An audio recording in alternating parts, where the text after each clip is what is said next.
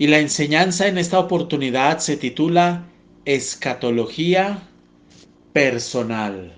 Muy bien, bienvenidos y bienvenidas todas las personas, todos nuestros suscriptores. Qué bendición contar con su suscripción. Le invitamos que a través de nuestro canal de YouTube dé a conocer nuestro canal. Si escuchar una enseñanza para usted ha sido de bendición, le invitamos a que comparta y dé a conocer nuestro canal y así podamos llegar a muchas más personas.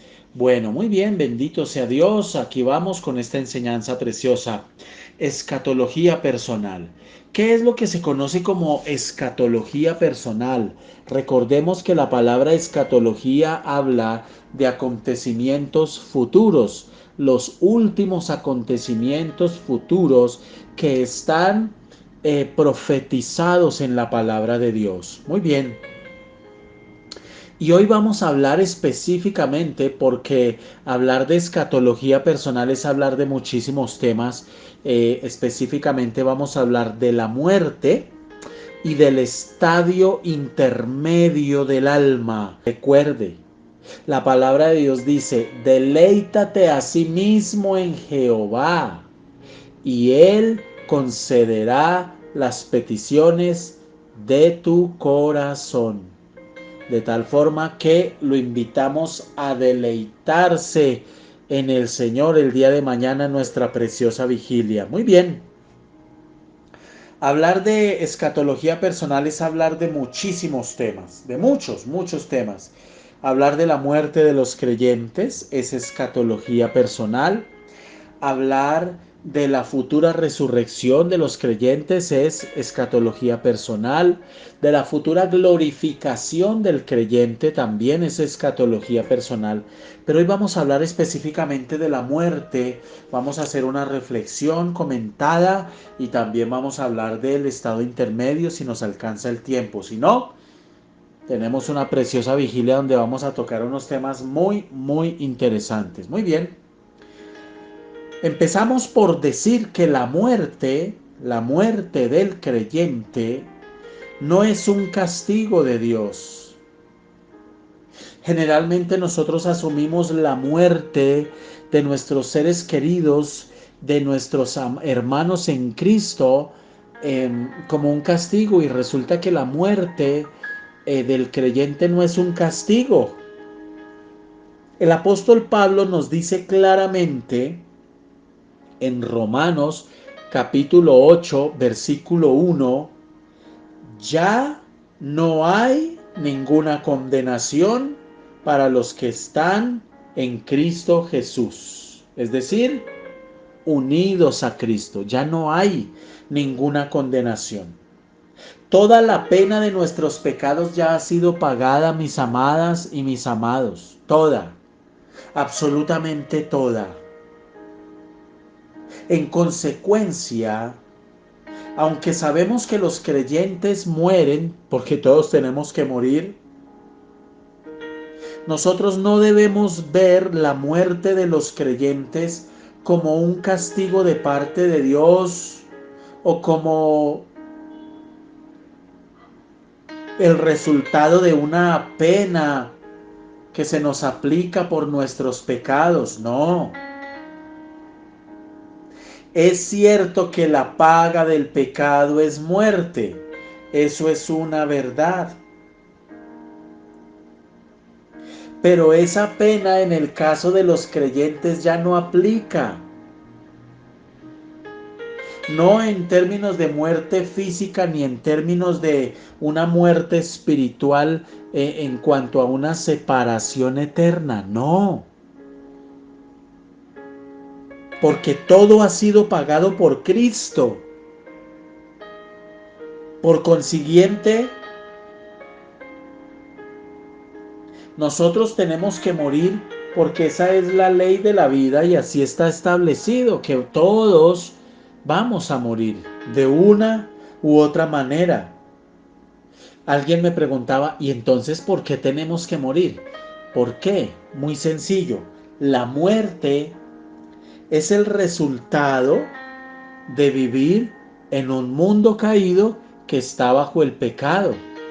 Recordemos que el destino de Adán y Eva no era morir. El destino de Adán y Eva era vivir por la eternidad siempre con el Señor en el paraíso. Pero por causa del pecado entró al mundo la muerte. Entonces Dios, en su infinita sabiduría, decidió no aplicarnos de una vez todos los beneficios de la obra redentora del Señor. Por el contrario, lo que el Señor hace con el creyente es aplicarnos de una manera gradual en esta vida los beneficios de la salvación. Y el Señor en su infinita sabiduría ha escogido no quitar todo el mal del mundo de una manera inmediata. Lo cierto, mis amados, es que la muerte es una realidad, incluso en la vida de nosotros los creyentes. Y tenemos que tener claro que la muerte no nos viene como una pena o un castigo, porque ya Cristo pagó por usted y por mí, sino que viene como un resultado de vivir en un mundo caído, en donde los efectos del pecado todavía sobre este mundo no han sido quitados. ¿Por qué la gente tiene que morir? Hablaba ayer con alguien y me decía, pero ¿por qué la gente tiene que morir y por qué pasan tantas cosas tan terribles y Dios dónde está? Siempre cuestionamos a Dios cuando no entendemos y no conocemos con suficiente profundidad la palabra.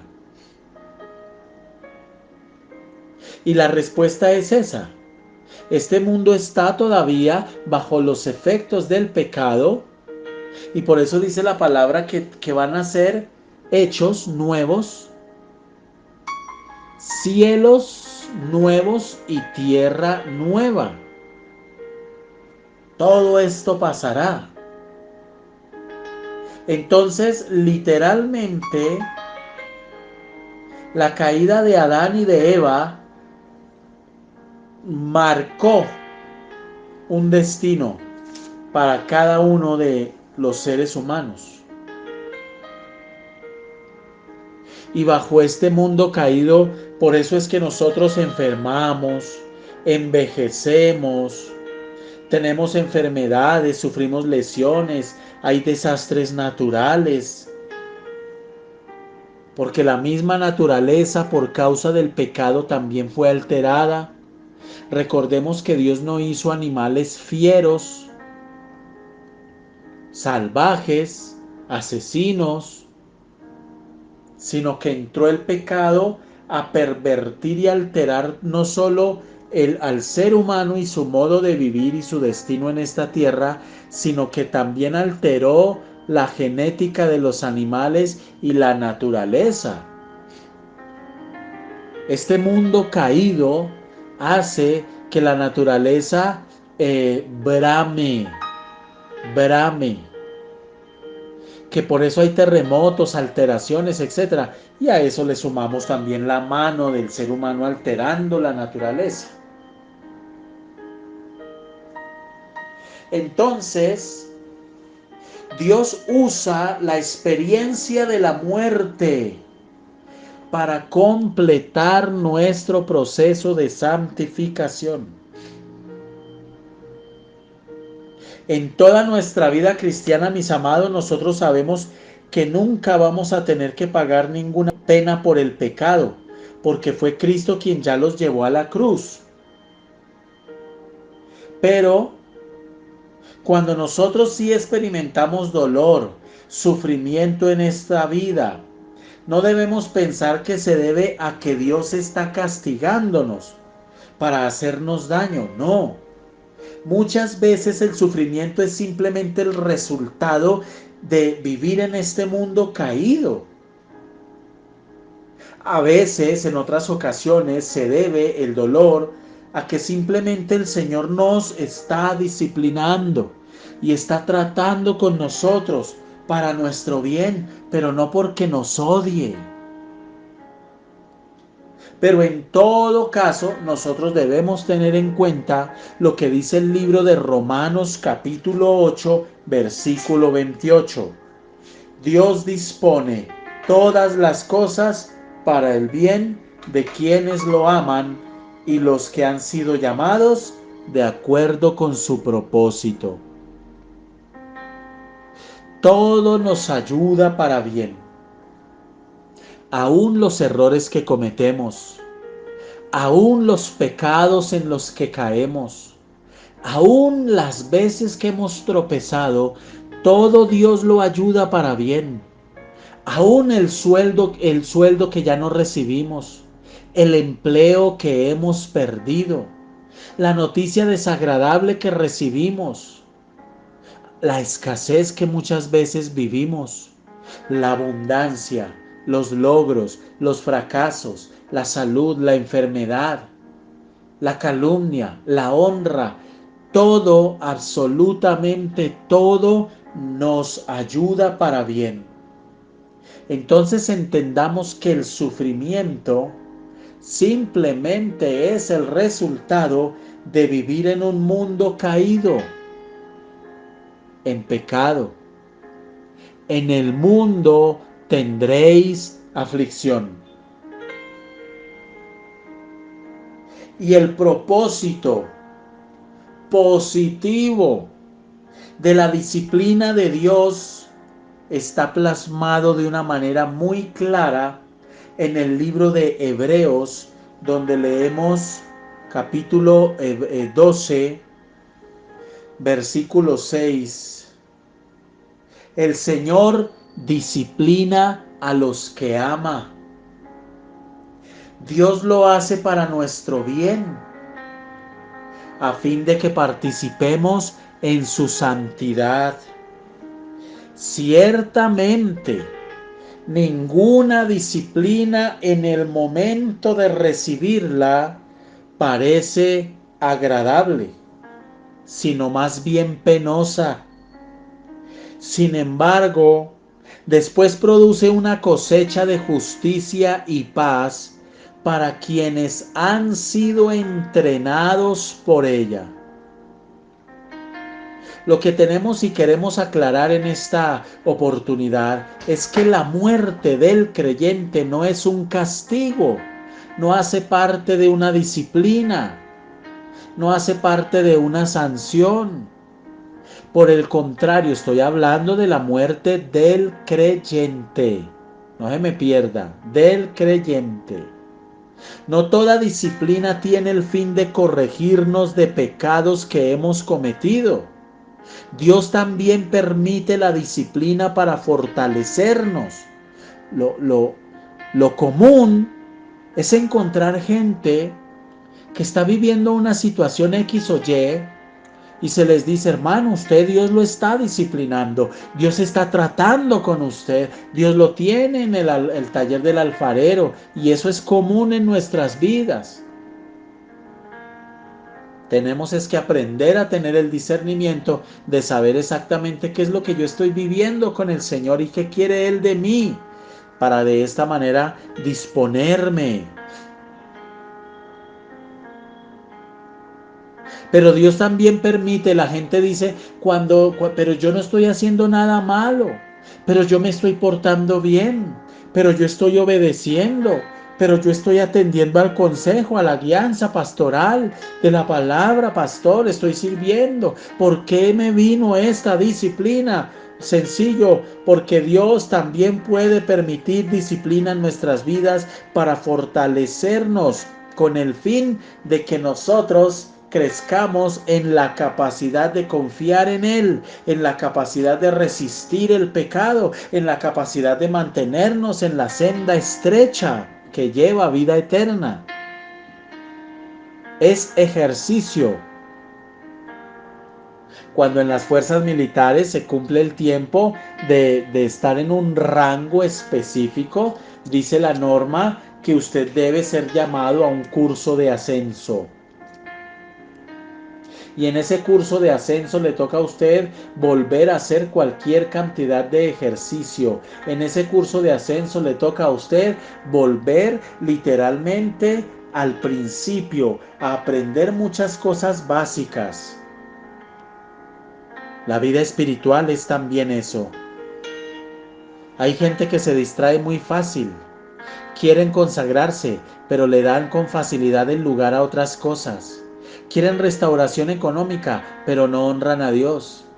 Quieren restauración en muchas cosas de su vida, profesional, laboral, que se abran puertas, pero no le dan honra y gloria a Dios. Y se le da honra y gloria a Dios obedeciendo la palabra. Y una de las cosas que no obedecemos es que no nos dejemos de congregar, y muchos no se congregan y no les interesa y están distraídos y cambian la congregación simplemente por irse de asado, por irse de salida, de cumpleaños, de almuerzo, de una cosa, de la otra. ¿Saben por qué? Porque no hay fuerza, porque no hay convicciones fuertes en la palabra, en lo que yo creo. Primero Dios, segundo Dios, tercero Dios, cuarto Dios, quinto Dios, séptimo Dios, sexto Dios, etcétera. Hermano, primero el Señor, lo demás puede esperar.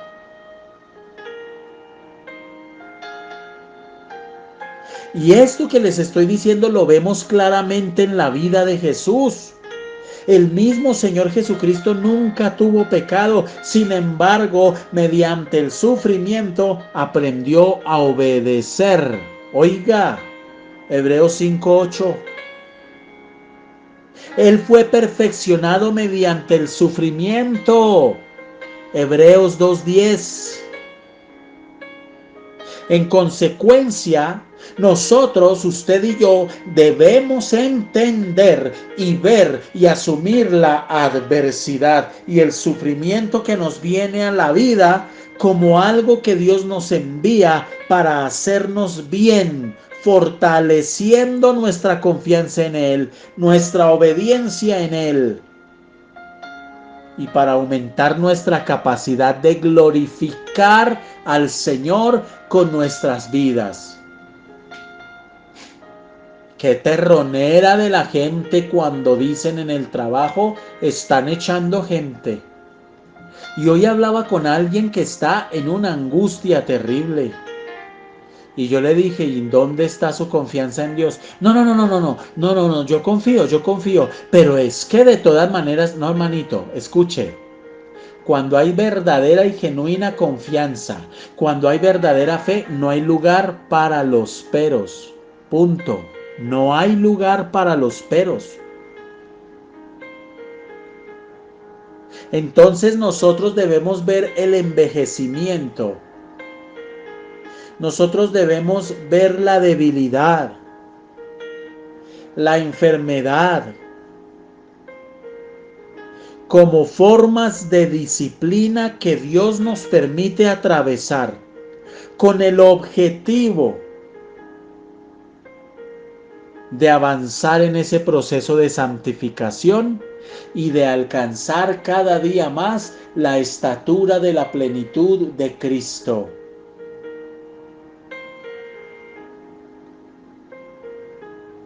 En última instancia, cuando nosotros vayamos a estar delante de la presencia del Señor, podremos decir, Señor, he peleado la buena batalla de la fe.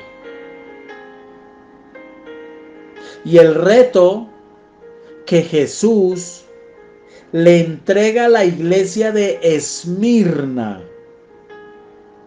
es un reto que el Señor nos entrega hoy a todos, absolutamente todos los creyentes.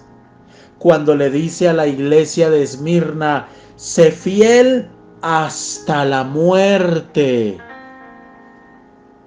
Hay algunos que son fieles hasta cuando Dios les responde todas sus peticiones. Dios no le contestó una petición y fue suficiente para que no siguieran.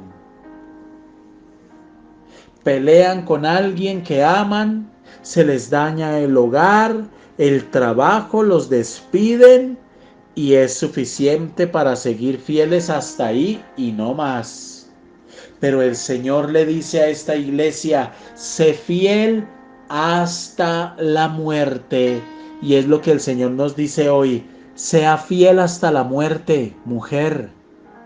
Sea fiel hasta la muerte, varón. Y yo te daré la corona de la vida. Apocalipsis 2:10. El apóstol Pablo en algún momento afirmó que la meta en su vida era llegar a ser como Cristo. A fin de conocer a Cristo, experimentar el poder que se manifestó en su resurrección, participar en sus sufrimientos y llegar a ser semejante a Él en su muerte. Uy, qué afirmación tan tremenda, hermano. Filipenses 3:10. A fin de conocer a Cristo y experimentar el poder que se manifestó en su resurrección. El apóstol lo que dice es, Señor, yo quiero cuando muera experimentar ese poder.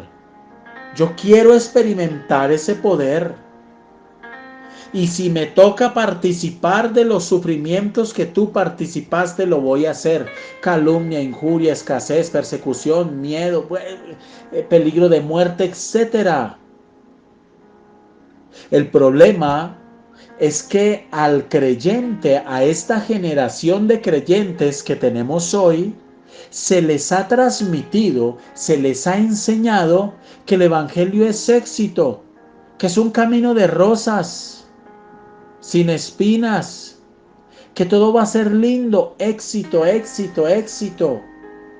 Han sacado de contexto y con enseñanzas completamente equivocadas, con una pésima hermenéutica. Es más, hay ausencia de hermenéutica, una pésima exégesis. Le dicen a la gente, tú eres real sacerdocio, nación santa, pueblo adquirido por Dios, y nosotros tenemos las victorias y nosotros tenemos la sanidad. Oiga, y una cantidad de cosas que le enseñan hoy a la gente. Entonces, en consecuencia, con esa exitología que le están metiendo a la gente en vez de la palabra, pues se están levantando generaciones que están viendo el evangelio como un evangelio donde no se sufre, donde no nos enfermamos, donde no hay caídas, donde no hay tropiezos, donde no pueden haber fracasos, y eso es una mentira. Mentira.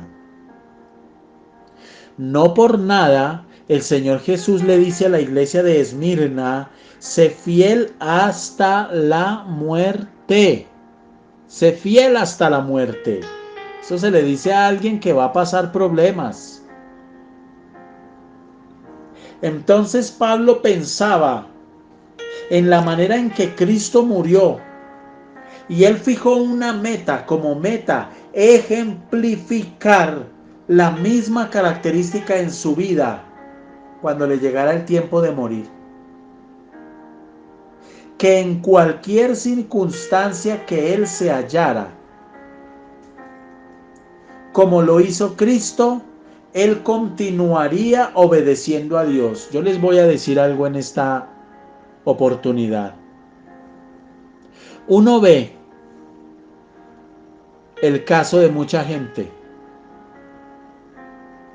que vienen a consejería ya sea individual, en pareja, etc. Y están pasando situaciones duras, dolorosas, y pueden llevar tiempo, incluso años. Yo me voy a orar por esos casos, me encierro en el lugar secreto. Y en muchos casos el Señor me ha dicho, no han aprendido a ser consagrados. Cuando yo analizo la realidad del comportamiento cristiano de muchas de estas personas, sí, se ve eso, no hay consagración.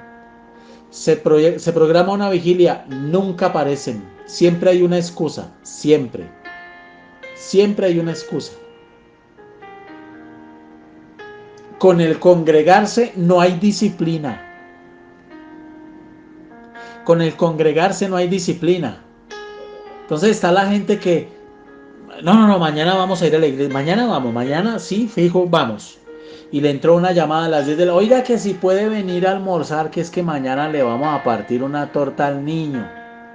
Y ahí está la gente, no pastor, no fui, porque es que nos invitaron a comer, nos invitaron a pasear, fuimos a saludar al fulano, fuimos a saludar al sutano. No hay una consagración real. No la hay, hermano. Pero sí queremos que Dios nos corra con las bendiciones y somos buenos para pedir peticiones de oración. Dice la palabra, sé fiel hasta la muerte, cueste lo que cueste, cueste lo que cueste. Dice la palabra en Filipenses 1:20, mi ardiente anhelo y esperanza es que en nada seré avergonzado, sino que con toda libertad, ya sea que yo viva o muera, ahora como siempre, Cristo será exaltado en mi cuerpo. Uy, qué tremendo esto, hermano. Entonces la comprensión de que la muerte no es de ninguna manera castigo por el pecado, sino simplemente algo que Dios nos hace atravesar con el fin de hacernos más semejantes a Cristo, debe ser un gran estímulo para nosotros, mis amados. Debemos quitarnos el temor de la muerte. Ahora, nuestra obediencia es más importante que cualquier cosa. Repito, nuestra obediencia a Cristo es más importante que cualquier cosa en nuestra vida. Cualquier cosa debe estar por encima de lo que sea. La obediencia al Señor. Cualquier cosa. Y una de las convicciones más fuertes que nosotros los creyentes debemos tener es la obediencia a Dios. La obediencia a Dios. Y esta convicción fue la que tuvo el apóstol Pablo.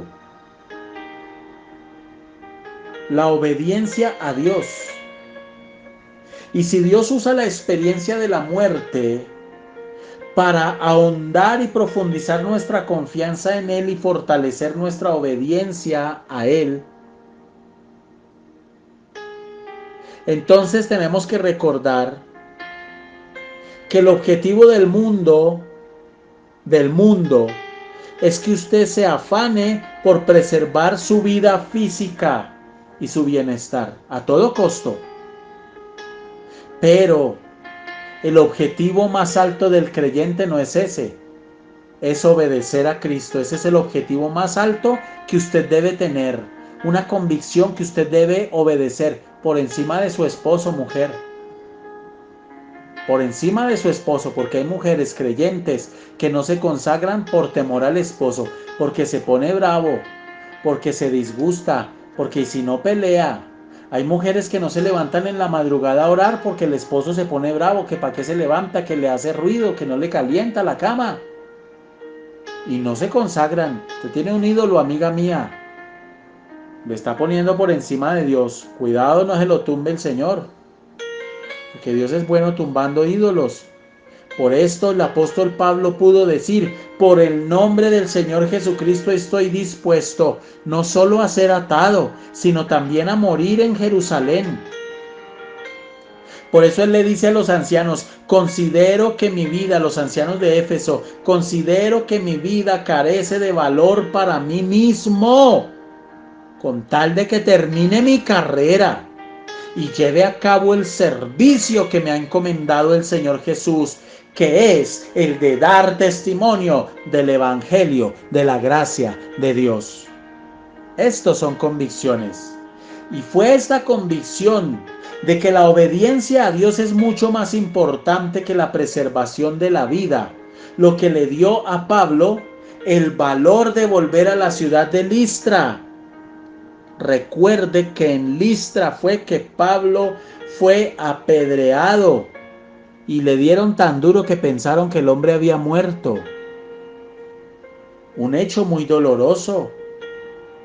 Y luego de ese episodio de que casi lo matan, vuelve poco después. El apóstol Pablo soportó muchos sufrimientos y peligros. A menudo arriesgó su vida a fin de obedecer a Cristo plenamente. Pero hoy no, nosotros no queremos eso, hermano. Hoy nosotros queremos un evangelio sin sufrimiento. Hoy nosotros queremos un evangelio enlatado, empaquetado. Hoy no queremos nosotros sufrir ni pasar penas, ni escasez, ni dolor. Hoy es suficiente una discusión con alguien que nos baje el ánimo para no conectarnos. Es que no me siento en condiciones de escuchar. Ajá. Usted lo que no tiene es convicciones. Que vienen las situaciones duras y difíciles, los zarandean y es suficiente para alejarlo de la consagración. Por eso el apóstol Pablo dice en 2 de Timoteo 4, 6 al 7, el tiempo de mi partida ha llegado. He peleado la buena batalla, he terminado la carrera, me he mantenido en la fe. Qué tremendo que nosotros podamos decir eso cuando nos llegue la hora, cuando estemos en nuestro lecho de muerte, cuando Dios nos susurre al oído, ya es tu tiempo, porque Dios hace eso. Mi papá, en su lecho de muerte, el Señor le dio convicción de muerte. Una mañana llegó mi mamá y le dijo, estamos orando mucho para que tú te recuperes y estamos confiando en el Señor. Y mi papá le dijo, no oren más por eso, porque anoche el Señor me dijo que ya es mi tiempo, yo me voy, es mi tiempo. Y mi papá vino a conocer de Dios en el lecho de muerte. ¿Cuánto más no va a tener usted la convicción del momento en que le toca su partida?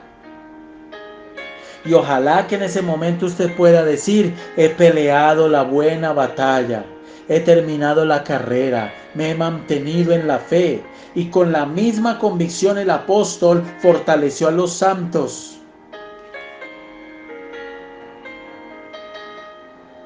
Para aceptar el martirio antes que pecar. Muchos fueron muertos a golpes. Muchos no aceptaron la libertad. Nosotros necesitamos convicciones. Estamos hablando de escatología personal. De un evento que todos vamos a afrontar. Que no es un castigo. Que no es una condenación, es un paso que tenemos que dar. Que tenemos que estar preparados y asumirlo con convicción. El mismo apóstol Pedro también, al enfrentar la amenaza de muerte, afirmó, es necesario obedecer a Dios antes que a los hombres. Y cuando él dijo eso en Hechos 5:29, lo dijo porque lo estaban buscando para matarlo por lo que estaba predicando.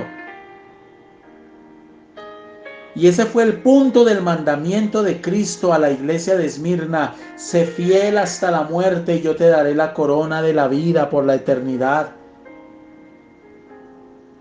Por medio de la sangre del Cordero y por el mensaje del cual dieron testimonio, no valoraron tanto su vida como para evitar la muerte. Apocalipsis 12:11. pero a usted le llueve hoy y es suficiente para entristecerse. Hoy me decía un hombre, estoy herido con Dios porque no ha sanado a mi esposa de este cáncer y estoy muy molesto porque ella es una mujer de oración y es una mujer consagrada. Y yo le dije, ¿y qué piensa hacer? Pues si Dios no la sana, pues yo no pienso volver a la iglesia. Pues no vuelva, amigo, fue mi respuesta. Pero a Dios no pretenda usted manipularlo y condicionarlo, que con usted o sin usted, Dios sigue siendo Dios. Padre, te damos gracias, Señor, en el nombre de Jesús. Te alabamos y te bendecimos. Ayúdanos a vivir consagrados cada día, cada momento, cada instante, a deleitarnos en tu palabra.